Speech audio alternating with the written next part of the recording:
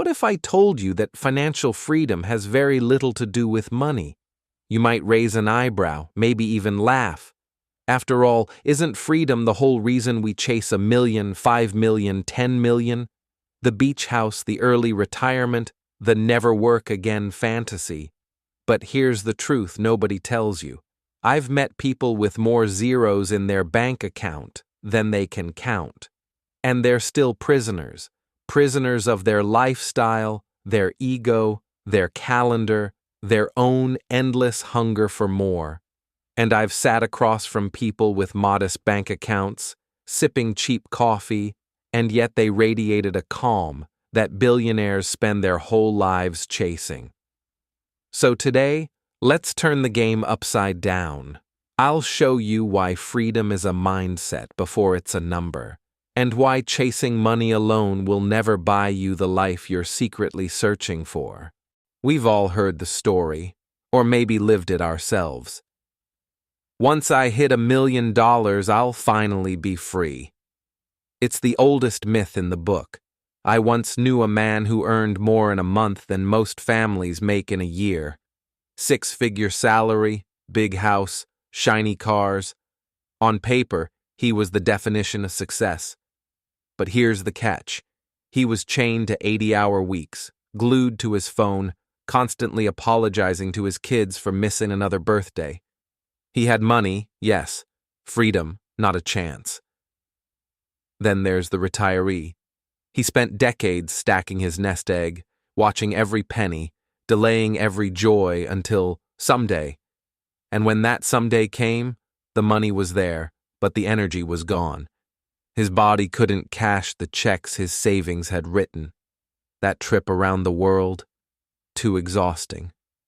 The dream of hiking with grandkids, knees wouldn't allow it. He had dollars, but no time left to spend them. Here's the problem we don't like to admit. Money alone never guarantees freedom. It buys comfort, options, maybe even status. But freedom? Freedom is something different. It's not just about what's in your account. It's about what's on your calendar, how you spend your hours, and whether you actually feel alive in the life you've built. And that's the myth I want to tear down today. The belief that freedom waits on some magic number. Because the truth? Freedom has less to do with a dollar sign and more to do with how you choose to live right now. Here's the shift most people never see until it's almost too late. Freedom isn't measured in dollars. It's measured in choices. Think about it. What you really crave isn't money itself. It's the ability to wake up and decide how to spend your day. It's the power to say no to a boss who disrespects you, or yes to an afternoon with your kids without asking permission. That's freedom. Money is just one tool in the toolbox. But the real construction project is your life. I once told a friend who was chasing 7 figures that he didn't want money. What he wanted was the power to say no. No to debt. No to stress. No to trading his health for another zero on his paycheck. That landed harder than any financial lecture. And when you see it that way, something cracks open inside. You stop asking, how much do I need? And start asking, what do I want to protect? What do I want to reclaim?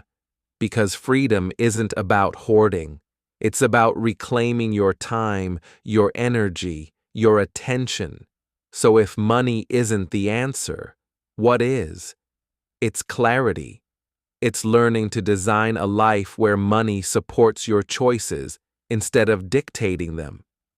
And that's where this conversation really begins. When people talk about freedom, they usually picture a number, 1 million in the bank, 10 million by 40. But let me tell you, freedom doesn't show up on your account balance. It shows up in your calendar, your body, and your choices. Real freedom has 3 dimensions. First, time freedom. This is the ability to own your hours instead of renting them out. I've met men who make six figures, but they're chained to 80-hour weeks, constantly apologizing to their kids for missing birthdays. That's not freedom. That's a golden cage. Then I met a school teacher in Vermont. Modest salary, nothing glamorous. But she structured her life so she had summers off, afternoons for her art, evenings for her family. She wasn't rich by Wall Street standards, but she was rich in hours she actually lived. Time freedom is realizing your hours are your real wealth. Once they're spent, you don't get them back. Second, energy freedom. What good is money if your body is broken, your mind foggy, your spirit burned out? I've seen retirees with fat accounts but no strength left to climb the stairs, let alone travel the world. That's a tragedy no compound interest can fix. Freedom means protecting your health and mental clarity as fiercely as your portfolio. It's waking up with enough energy to do the things you say matter. And here's the secret. The grind culture that promises wealth often steals the very energy you need to enjoy it. Third, choice freedom. This is the most overlooked. It's the ability to align your life with your values, not just scramble for survival. You may not have the fanciest car, but if you can say no to toxic people, no to soul-sucking work, and yes to what matters, whether that's raising your kids, building a small business, or volunteering, you are freer than many millionaires. Because freedom isn't just having it all. It's having the power to choose what matters most to you. I've traveled the world, and I can tell you, some of the happiest people I've met live on modest incomes. They weren't stressed about the market or the next big stock. They had built lives with control over their time, energy, and choices. Meanwhile, I've sat across from executives in Manhattan skyscrapers with more money than they could ever spend, but they were bankrupt in freedom. True wealth isn't measured in digits. It's measured in options, in whether you can live today on your own terms, not just someday after you've sacrificed decades. And when you see freedom through these three dimensions, you realize money is only the support system, never the destination. Here's the cruel joke about chasing money. The more you get, the more it demands. I've seen it over and over. Someone doubles their income, and instead of doubling their freedom, they double their expenses. Bigger house, fancier car, more subscriptions, more gadgets, more dinners they barely taste because they're too tired from work to enjoy them. It's the treadmill effect. The scenery changes, but the exhaustion doesn't. Same prison, just different wallpaper. When I was younger, I thought a raise would solve everything. First job, $40,000 a year. I swore if I could just hit $80,000, life would be easy. Then I hit $80,000 and realized my life wasn't freer, just more expensive. A colleague of mine was pulling in $500,000 a year, but his phone never stopped buzzing, his health was wrecked, and his kids barely recognized him. He wasn't free. He was leased to a lifestyle he couldn't walk away from. That's the paradox of more. Sometimes, every extra dollar buys you less freedom. Because when money becomes the master, you spend your life maintaining the cage it built. Now, I'm not saying money is evil. I'm saying money is a tool and tools have purpose. A hammer can build a house or smash your thumb. It depends how you use it. Money should buy you space, breathing room, the ability to step back, to say no, to spend time where it matters most. But too often, it buys people more cages, debt, obligations, status symbols they don't even like, just to impress people they don't even respect. The real art isn't making more. It's knowing when enough is enough, because enough is where freedom begins. Philosophically speaking, wealth isn't about stacking numbers until you reach some mythical peak. It's about whether those numbers create space or shrink it. Does your paycheck open doors or lock them tighter? That's the only test that matters. So here's the truth. Chasing more without wisdom is just chasing chains with a prettier shine. But using money deliberately, that's how you buy back your time, your energy, and your life. When most people hear the word wealth, their brain jumps straight to money, net worth, bank balances, zeros on a statement. But here's the thing. I've met plenty of millionaires who are poor where it counts. Poor in time, poor in energy, poor in joy. So let's redefine the measure. Here's the formula I live by. Wealth equals money plus time plus energy plus alignment. Think of it as a table with 4 legs. If one leg is missing, the whole thing wobbles. Let's break it down. Money but no time. That's just slavery with a fancier paycheck. I knew a lawyer once, made 7 figures, but his calendar owned him. He used to say, "I'll relax when I retire." Then one day, his health gave out, and suddenly time wasn't negotiable anymore. Time, but no money? That's stress. Every bill becomes a storm cloud.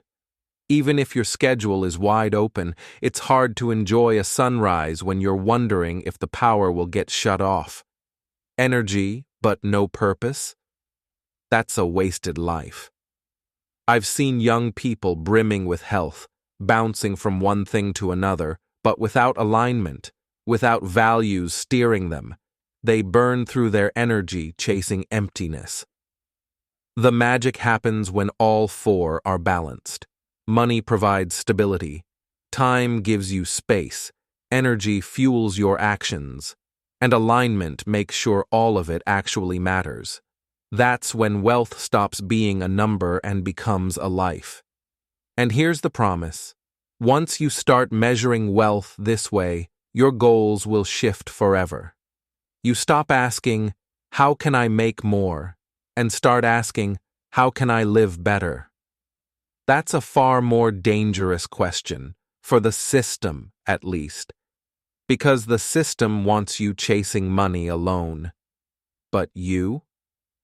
You're smarter now. You see that the real scorecard isn't dollars, it's choices. You know, when I talk to people about financial freedom, most expect me to hand them a spreadsheet or a stock tip. They lean in like I'm about to whisper the secret ticker symbol that will change their life. But here's the truth. The path forward isn't about squeezing every last cent from your paycheck. It's about reframing the way you see life itself.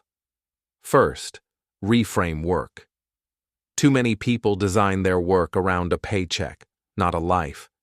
They sell their best hours, their freshest energy, to jobs that leave them dry. If you can, flip the formula. Design work that buys you flexibility, even if it means you make less for a season. Trust me, freedom is worth more than the corner office. I've had both, and only one of them let me wake up on a Tuesday morning, sip my coffee slowly, and decide where I actually wanted to be that day. Second, reframe spending. Most of us spend to impress others or to numb ourselves from exhaustion. You know what I've learned? The best spending is boring.